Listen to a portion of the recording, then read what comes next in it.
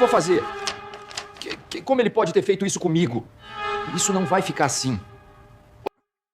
Isso é um médico que acabou de ser denunciado no CRM. E aqui eu vou mostrar o passo a passo para sua defesa, porque o objetivo desse vídeo é um guia prático para você acalmar o seu coração, a sua ansiedade, a sua raiva, de forma que você utilize meios estratégicos para acabar e responder de forma correta. Porque receber uma notificação do Conselho Regional de Medicina não é fácil. E o vídeo ele visa desarmar o pânico. Ele vai substituir a ansiedade e o medo por um plano de ação, claro e metódico. E o objetivo é justamente mostrar que essa notificação não é a sua condenação, mas o início de um processo que vai ser conduzido com a estratégia correta. Porque se não for, você pode ter grandes problemas com o processo ético profissional. Então vamos lá. Imagina, né, esse médico que recebeu essa correspondência no seu consultório, onde começa a dar uma ansiedade, o seu estômago congela, suas mãos suam, e aos poucos, né, ali ele começa a entender de onde que está vindo aquilo. E aí o chão parece desaparecer, desaba. Começa vários turbilhões ali de pensamentos, ele fica inundado pela ira e começa a imaginar, é o fim da minha carreira, eu vou perder meu registro, minha reputação está destruída, começa a vir a vergonha e o medo, a raiva, tudo misturado. E aí, a sua primeira reação é um impulso muito forte de pegar o telefone, ligar para o paciente que te denunciou para tentar resolver.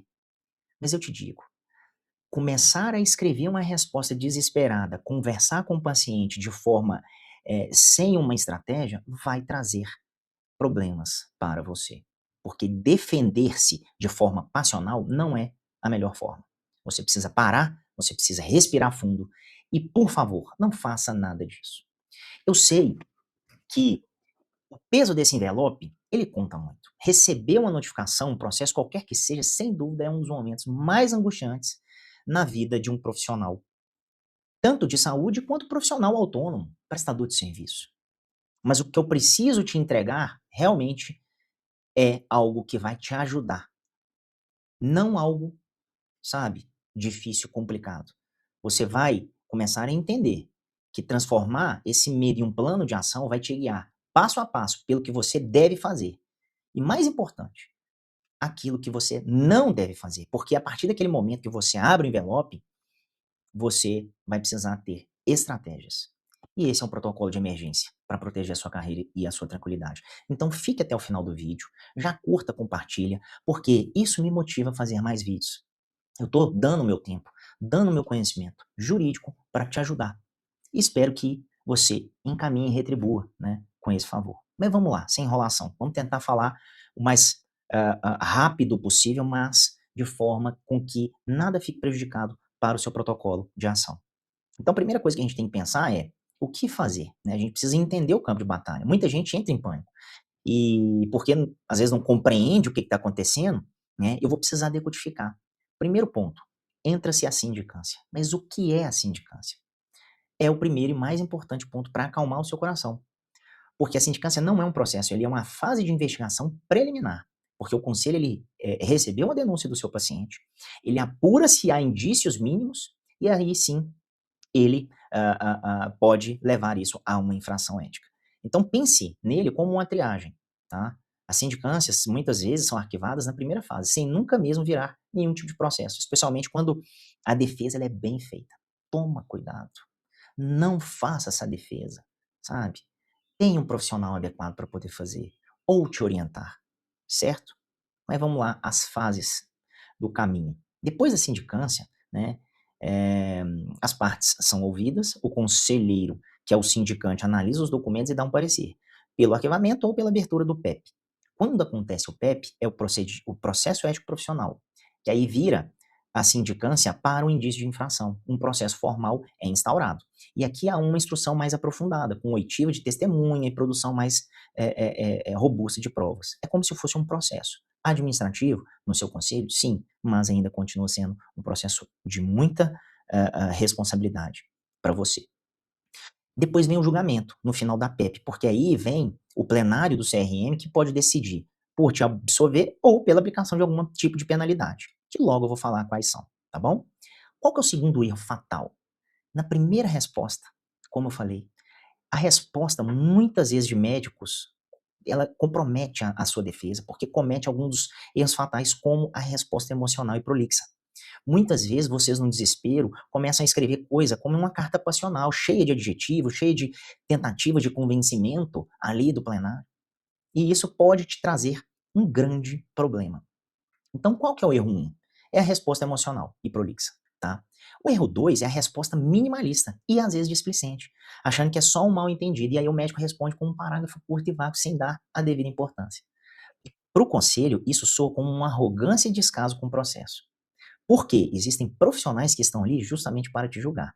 E isso vai criar uma primeira impressão extremamente negativa. Então você precisa ter uns moldes adequados de resposta, tá? Então, como é que seria uma resposta ideal? E não emocional, nem minimalista. Ela tem que ser técnica, respeitosa e cirúrgica. Vou te falar o que, que você precisa escrever. O seu protocolo, ele precisa, nos próximos 7 dias, ter ali, né? Você sabe que o relógio está correndo, então ele tem prazo, geralmente é curto. E aí você precisa apresentar suas manifestações prévias. E aqui vai o plano do seu dia a dia. O primeiro é o acolhimento ao silêncio. O que, que é isso? Receber, ler, respirar. Receber, ler e respirar. Não deixe o seu emocional tomar conta de você. É normal você sentir o impacto. E isso já aconteceu comigo. Permita-se sentir o medo, a frustração, mas depois você precisa assumir uma postura racional. Você tem que agir como você age com uma emergência médica. Você precisa de calma, você precisa de método. Qual que é o segundo ponto? A ação. Depois de ler com atenção, você tem que ler a notificação inteira, do começo ao fim, e pelo menos 3 vezes. Para quê? Sublinhar as informações chaves. Quem é o denunciante? Qual a acusação exata? Por exemplo, suposta falha no dever de informar, suposta negligência no pós-operatório. Qual que é o prazo final para sua resposta? Marque essa data em todos os seus calendários e coloque tudo isso de uma forma que você possa descrever como um reloginho, do início ao fim. Início, meio e fim. Você vai precisar adotar esse silêncio absoluto depois, né? E você vai para o passo mais difícil, que é o mais importante: não fazer nada. Você não precisa ligar para o paciente, não liga para a família, você não tem que ter qualquer contato, né, que pode ser visto como uma tentativa de coação, não ligue para o CRM pedindo mais informações, não comente com colegas que não sejam da sua extrema confiança e não altere ou acrescente absolutamente nada no prontuário. Isso pode ser, inclusive, considerado como fraude. No segundo, no terceiro dia, você vai fazer uma convocação de defesa especializada. Não tente fazer isso sozinho. Vou repetir, não se defenda sozinho. Este é um erro que pode custar muito a sua carreira. Você é um especialista em medicina, você precisa de um especialista em defesa médica. Por quê? Um advogado especialista, ele não vai apenas escrever a defesa, ele vai agir como um filtro, removendo toda a emoção do processo. Ele sabe qual que é a linguagem usar no conselho e qual ela respeita. Ele vai entender as nuances do código de ética e sabe como enquadrar os fatos dentro da lei e da literatura médica. Camada lex artis, ou seja, tentar defender sozinho é uma mesma coisa de realizar uma cirurgia em si mesmo, né, sem anestesia, inclusive. O seu julgamento está comprometido. Então, vamos para a quinta ação. Reúna a caixa preta do atendimento. Enquanto agenda essa reunião com o seu advogado, comece a organizar já suas munições. Vai reunindo cópia absolutamente de tudo relacionado ao caso. Você precisa de um prontuário completo, na íntegra, sem nenhuma alteração. Você precisa do termo de consentimento, livre, esclarecido, devidamente assinado. Todos os exames, tá? Laudos, prescrições e relatórios. Qualquer comunicação formal trocada, e-mail, carta, envio de print de WhatsApp, a menos, claro, que seja a única prova de uma orientação crucial. Aí você precisa discutir ali com o seu advogado. Qual que é o quarto ponto? Desculpa, qual que é a sexta ação? Relato do fato. Qual que é o seu papel de defesa?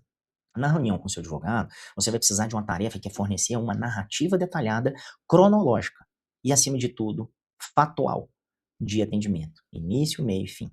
O que fazer? Vai preparar uma linha de tempo. Então, no dia X, o paciente chegou com a queixa Y, realizado o exame Z, que mostrou, né, a W, aí a hipótese foi K e o processo, o tratamento proposto foi P, por exemplo. O que evitar? Evite adjetivos. Evite opiniões. Em vez de o paciente era muito ansioso e não colaborava, diga: o paciente demonstrou dificuldade de adesão ao tratamento. E aí você vem, né, né, falando ali, faltando os retornos agendados nos dias A, B e C, conforme registrado em prontuário. Fatos, não impressões. Eu já disse em outros vídeos aqui sobre como organizar as ideias em um prontuário, né? O que você deve fazer. Então, veja os outros vídeos, são vídeos curtos, de no máximo 20 minutos, sabe? Vai vendo ali, vai pegando as ideias, vai anotando, e isso vai te trazer um grande ganho no seu dia a dia para o seu dia a dia nas questões burocráticas e administrativas, caso também futuramente você tenha um processo judicial, tá? Ou no CRM. Então, a sétima ação, revisão. Você precisa revisar a resposta técnica. Com o quê? Com base nos fatos e nos documentos. O seu advogado ele vai redigir essa manifestação prévia. E esse documento não será uma carta emotiva, ela vai ser uma peça técnica, formal e respeitosa. E aí você vai endereçar, né, ponto a ponto por cada acusação e aquilo que foi feito.